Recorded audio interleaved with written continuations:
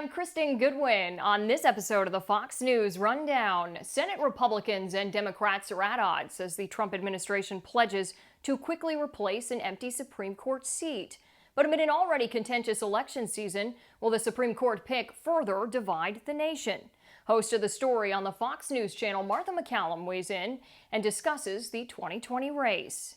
And burn pits are a common way to get rid of waste on military bases, but over 200,000 veterans say exposure to airborne toxins from these pits has caused them severe health problems. Former enlisted Marine Matt Betley opens up to Dana Perino, host of the Fox News channel's The Daily Briefing, about this topic, and details why he's grateful comedian Jon Stewart is pressuring the government to do more to help veterans.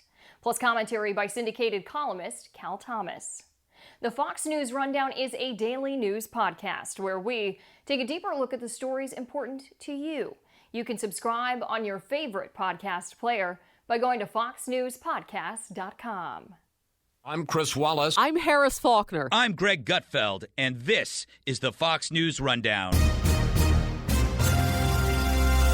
Wednesday, September 23rd, 2020. I'm Jessica Rosenthal. The death of Justice Ruth Bader Ginsburg weeks before an election prompted a partisan fight that has us asking, how much more intense can 2020 get? It's one of those situations where anything can throw a match on a fire, and I would not be surprised to see a dramatic reaction to these decisions and certainly not to the outcome of the election. I'm Dana Perino. More than 200,000 veterans say the use of burn pits has jeopardized their health. And one former Marine officer says the U.S. government is not doing enough to step up and help these suffering heroes. So far, all they've done is pay lip service to this issue. They've left everybody out to dry. The VA continues to deny 80% of these claims. And I'm Cal Thomas. I've got the final word on the Fox News Rundown. Democrats are reeling. Senate Minority Leader Chuck Schumer said Senate Majority Leader Republican Mitch McConnell has defiled the Senate by moving forward with a vote on whomever President Trump selects as a nominee to fulfill the vacancy now left by the late Supreme Court Justice Ruth Bader Ginsburg. Leader McConnell's actions may now very well destroy the institution of the Senate. If Leader McConnell presses forward, the Republican majority will have stolen 2 Supreme Court seats 4 years apart, using completely contradictory rationales. He said McConnell's rule in 2016 was that President Obama's Supreme Court nominee could not be confirmed in an election year, that the people should decide. McConnell shot back. For some reason, they cannot bear to see Republicans governing within the rules as Republicans, doing exactly what Americans elected us to do. Over the weekend, House Speaker Nancy Pelosi would not rule out using impeachment as a tool to stop the president, saying they will use every arrow in their quiver. President Trump said if House Democrats move ahead with impeachment of any kind, his numbers will go up.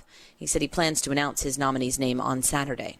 Things got more tense on Tuesday when the independent-minded Republican senator from Utah, Mitt Romney, made it clear he supports President Trump's ability to put forth a nominee, giving Senate Republicans the apparent simple majority math they need to confirm someone, should they all agree upon the nominee. My liberal friends have, over many decades, gotten very used to the idea of having a liberal court, and that's not written in the stars. So, now what? Win or lose the election, will President Trump get a 3rd Supreme Court pick? I would say at this moment, sitting here, it certainly looks favorable to be able to get someone through in a fairly quick process. Martha MacCallum is the host of The Story on Fox News and is hosting election night coverage. I don't know what to anticipate in terms of the hearing environment. When I think about the women who are being considered, it's hard to imagine a Brett Kavanaugh scenario. However, their background and some of their decisions and some of the things they've spoken out about, in particular with regard to abortion and life and choice, I think will definitely provide some drama if indeed it goes the Amy Coney Barrett route. Right. I think that the president's going to speak with Barbara Lagoa on Friday. So if he sticks to the schedule of choosing someone and announcing it on Saturday, It's highly possible that it could be, sort of a last-minute gut decision if he sticks to that Saturday timetable. And I wonder if she might benefit from being the last person in the room. You never know. So he's had an enormous amount of input, and I've spoken to some people who are close to the situation who say that the conversation with Amy Coney Barrett went really well, but that his mind is not made up yet. And there's a couple of other people in the mix. Rushing is another one of them, and she also is getting a lot of attention now. So, I think at this moment, I would say the time frame looks possible, and I think there's a lot of momentum towards that right now. Given what happened with Kavanaugh and during that hearing, and given what we've seen all summer with, riots, protests, demonstrations that have bordered, gone back and forth between the two, do you anticipate that we will see an increase in demonstration during that time, or is that something that you're anticipating more of happening the week after the election?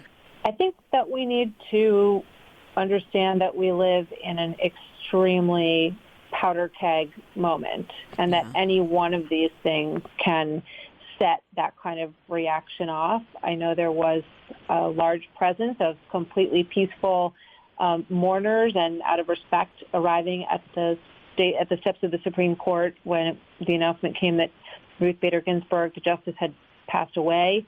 I just think that it's one of those situations where anything can throw a match on a fire, and I would not be surprised to see a dramatic reaction to these decisions, and certainly not to the outcome of the election. I think the election is a little bit more something that will kind of touch the emotions of everyone across the country. The Supreme Court issue is something that people who feel strongly about it feel enormously strong about it, and that, a lot of people pay a lot less attention to in other categories. So, but I would say, we need to be prepared. I want to go back to Mitt Romney for a second.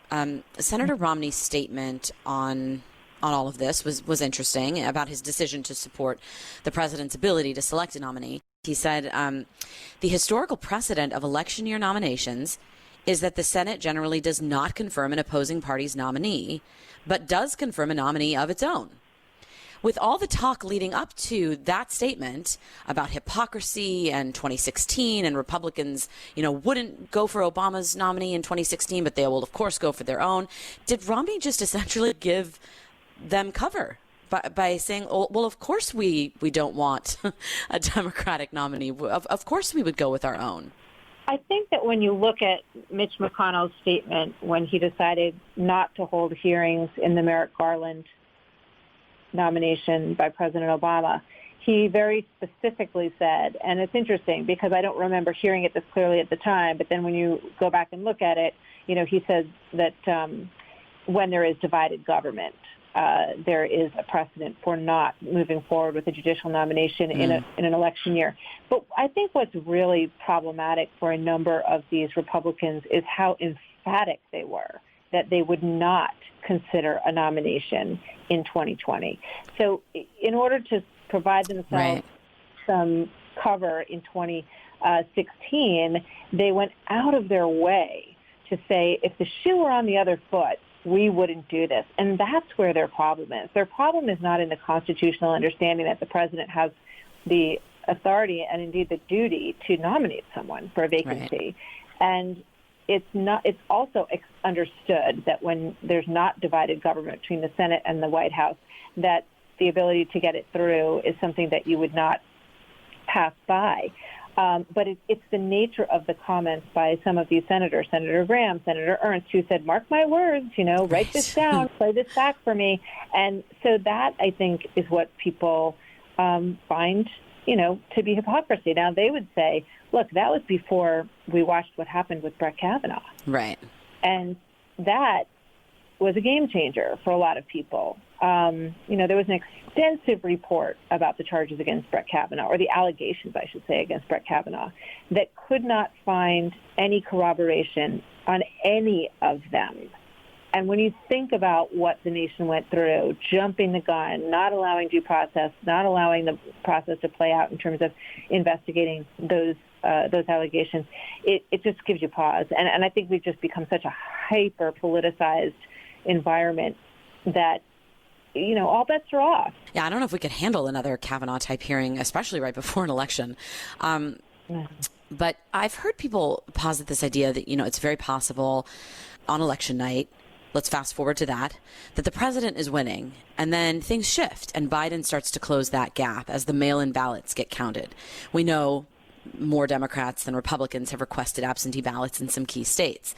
And we also know that judges are erring on the side of being more flexible right now with COVID voting. In Nevada, a judge said that sending ballots to all registered voters was okay. That was a ruling against the Trump administration. We know judges in Wisconsin and Michigan are allowing ballots to be counted well beyond Election Day.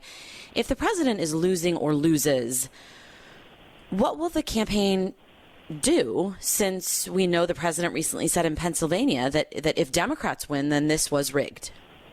Yeah, there again, you have language on both sides that has already dug in to make it clear.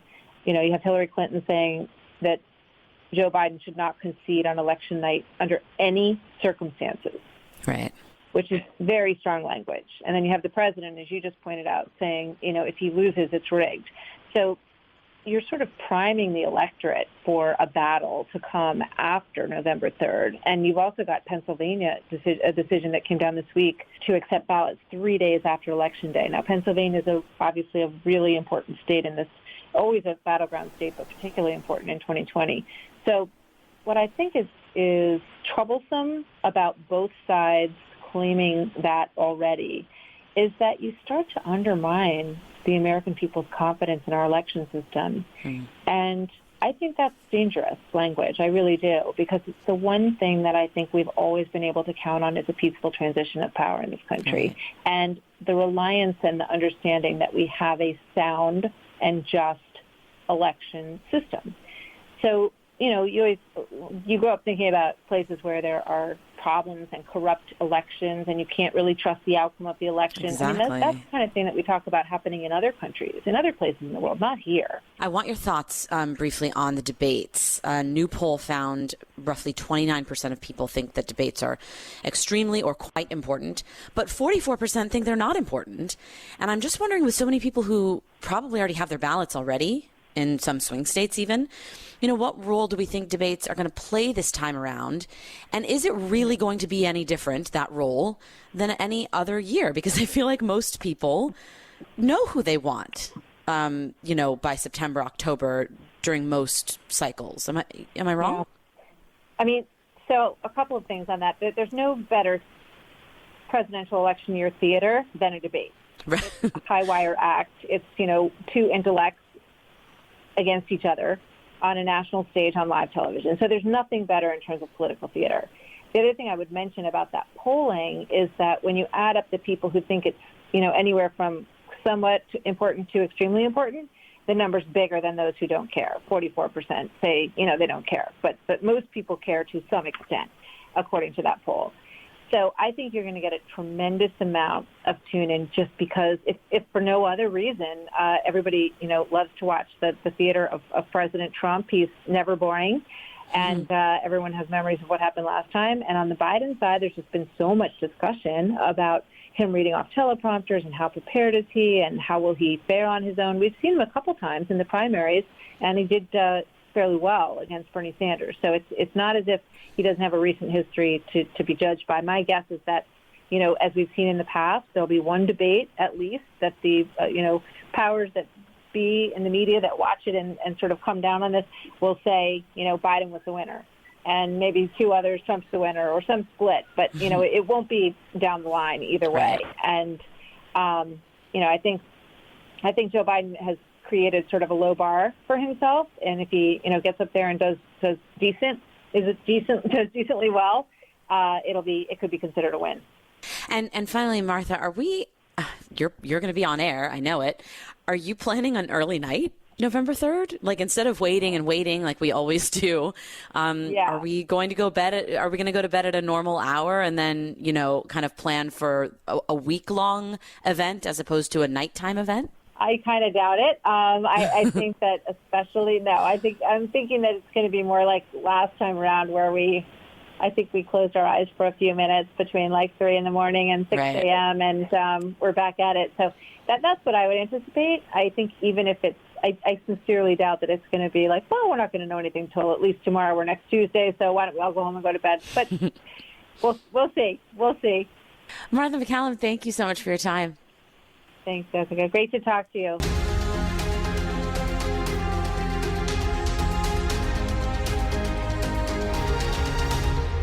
This is Cal Thomas with your Fox News commentary. Coming up. Military bases can create a lot of waste.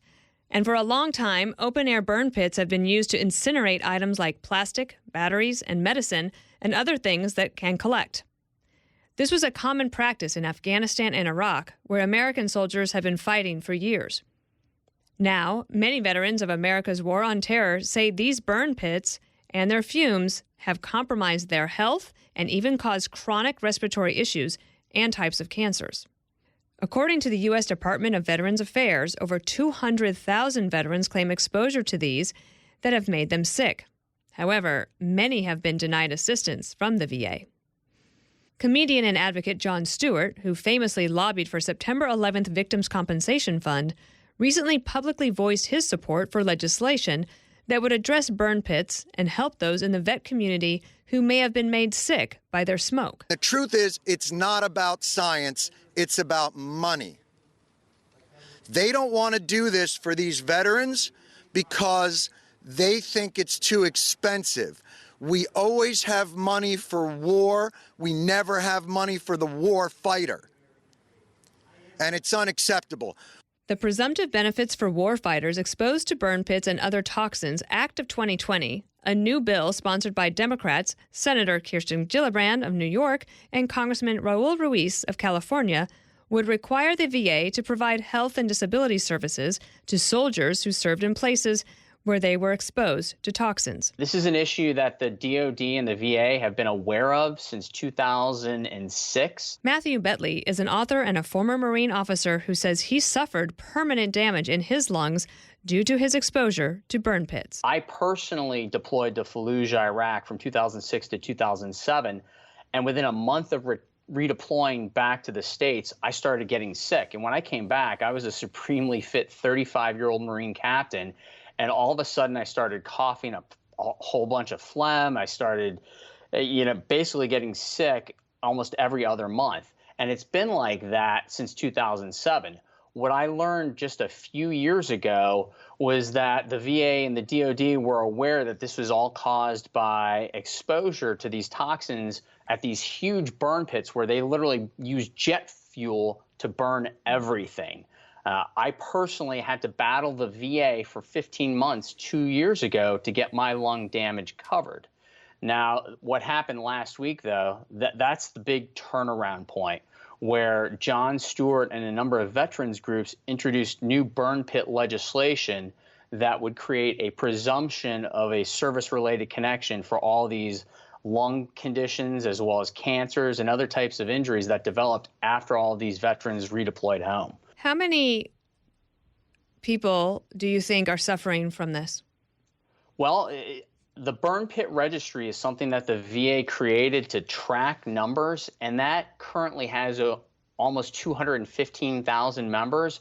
But Senator Gillibrand, who is one of the co-sponsors for this new bill, she said that there could at least be 3.5 million service members who were exposed in numerous deployments. And what's unique about the situation is the new bill, and the new bill is a mouthful. It's called the Presumptive Benefits for Warfighters Exposed to Burn Pits and Other Toxins Act of 2020. I know it's a mouthful. That's why I just refer to it as the new burn pit legislation. But it will actually cover anyone who deployed after 1990 to any base in the world where they had a burn pit. What has the VA said about this issue? The VA still, as we speak today, still refuses to acknowledge that there is a definite connection. And that's one of the things the bill will do. It'll say, you know what, no longer will a service member have to prove his or her case, it will be assumed that the injury is actually connected to the deployment. And they've actually gone even a step further, because now they're willing to even cover civilian federal employees who may have deployed in support of these military units to these same locations. And there were many of those, actually. Oh, thousands and thousands easily. Tell me about Jon Stewart's involvement and how that must have really given you some hope that because of his voice and influence, that something might get done here. Well, you know, when you have someone like Jon in your corner, it makes a huge impact. Like I mentioned, I wasn't even aware of the burn pits issue, even though I've suffered from this illness for 13 years, but I wasn't even aware about it until about 3 years ago. And as a result of being on your show on Fox News last year, the Daily Briefing, I ended up linking up with several veterans organizations. One of those organizations is called Burn Pits 360, and it's founded by Rosie Torres, whose husband actually suffers much worse than I do. And I know she worked relentlessly to get Jon to back this effort. And he and John Feel from the Feel Good Foundation and several other veterans organizations, also the clothing company Grunt Style, they all got together and said, you know what, we need to fight this fight and take it to Congress and get a bill passed to take care of our service members. So at the press conference last week, he was very passionate about it. And like I said, it gives us a little hope that something will actually get done this time, because so far, all they've done is pay lip service to this issue. They've left everybody out to dry. You know, the VA continues to deny 80% of these claims. I was one of the lucky ones, but that was because I was determined to get my case heard. Do you know whether President Trump has been informed of this?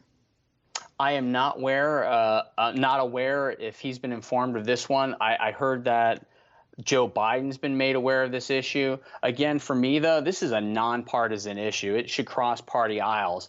I know that from speaking to Senator Gillibrand's office last week, they're still looking for a Republican senator to co-sponsor the bill. So if anyone's out there and is listening, please call Senator Gillibrand's office, because they want this to be a bipartisan issue.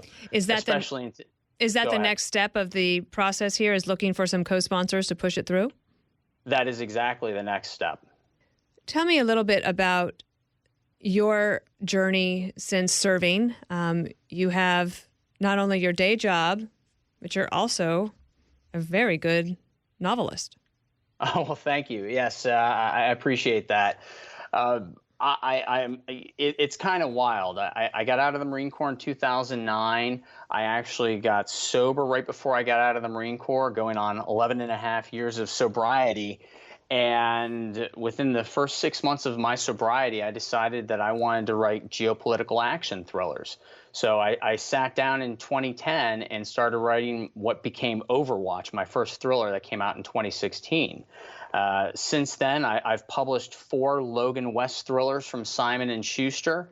But then this year, I decided to do something a little bit different. You know, there's something to be said for writing a series, but I wanted to draw in new readers who might not read a geopolitical action thriller. So I wrote a story about a gated community that comes under siege all in one night, 40 miles west of D.C.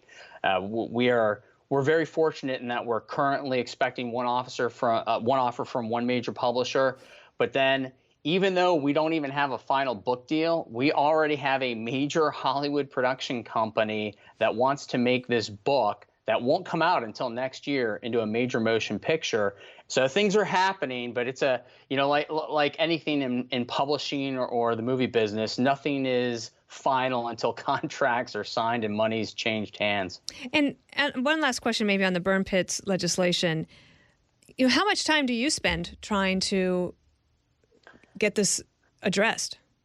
Well, I've written several columns at Town Hall and National Review. I speak about it in every interview I do. I'm very fortunate because I wouldn't even have this platform without the fact that I'm a published thriller writer. So I use that to leverage to be able to spread the word.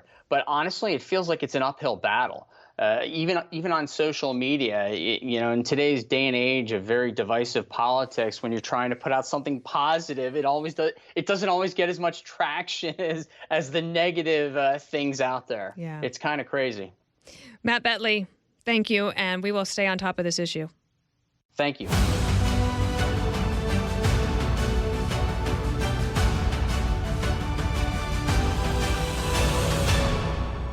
It's the latest from Fox News Podcasts, The Campaign with Bret Baier, with updates from reporters on the trail and in-studio experts. Bret keeps you informed on the 2020 race. Go to foxnewspodcast.com and download The Campaign with Bret Baier now. Subscribe to this podcast at foxnewspodcasts.com.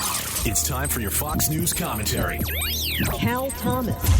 What's on your mind? The passing of Supreme Court Justice Ruth Bader Ginsburg gives conservatives and Republicans what they claim to have wanted since judicial activism became the norm in the 1960s.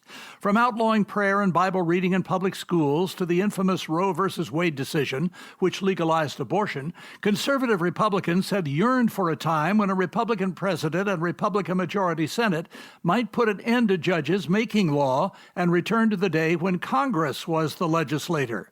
Yet, Republican presidents have appointed several liberals to the court.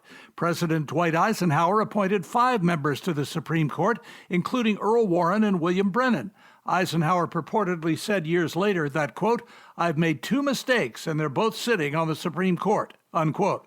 Richard Nixon named Harry Blackmun the primary author of Roe v. Wade. Gerald Ford named liberal John Paul Stevens. Ronald Reagan selected Sandra Day O'Connor, who upheld several challenges to Roe, and Anthony Kennedy, who ruled same-sex marriage constitutional. George H.W. Bush picked David Souter, a liberal, and George W. Bush selected John Roberts, who has been inconsistent on some issues like Obamacare. Democrat presidents have not faced this problem. Their nominees have been reliably liberal in their interpretation of the Constitution. President Trump says he intends to nominate someone to replace Justice Ginsburg from a list he's made public, and he's challenged Joe Biden to do likewise. Senate Majority Leader Mitch McConnell promises a quick vote when the Senate Judiciary Committee, chaired by Lindsey Graham, votes on Trump's appointee, which is expected Saturday. Charges of hypocrisy will be hurled at Republicans for their statements opposing confirmation of judges in an election year when the president was a Democrat. The context was Barack Obama's nomination of Merrick Garland to replace conservative Antonin Scalia, who had died. In 2016, during Obama's final year in office, Ginsburg was asked if the Senate had an obligation to assess Judge Garland's qualifications. She replied, quote, "There's nothing in the Constitution that says the president stops being president in his last year," unquote. Garland never received a vote. Some jittery Republicans up for re-election fear whomever the president nominates would harm their chances. Even so, this is a chance to do something great for the country and leave a mark worthy of the most patriotic citizen. There's no point in having power if one does not utilize it. Senators who do not like President Trump's personality but agree with many of his policies should swallow their pride and vote to change the Supreme Court back to the role the founders intended for it. It appears Mitt Romney has done that. Good for him. I'm Cal Thomas. You've been listening to the Fox News Rundown. Stay up to date by subscribing to this podcast at foxnewspodcasts.com. And for up-to-the-minute news, go to foxnews.com. From the Fox News Podcasts Network, subscribe and listen to the Trey Gowdy Podcast. Former federal prosecutor and 4-term U.S. Congressman from South Carolina brings you a one-of-a-kind podcast. Subscribe and listen now by going to foxnewspodcasts.com. Love Fox News? Click the subscribe button to get more of the news and opinion you trust. And click the Fox News Rundown playlist for the latest episodes.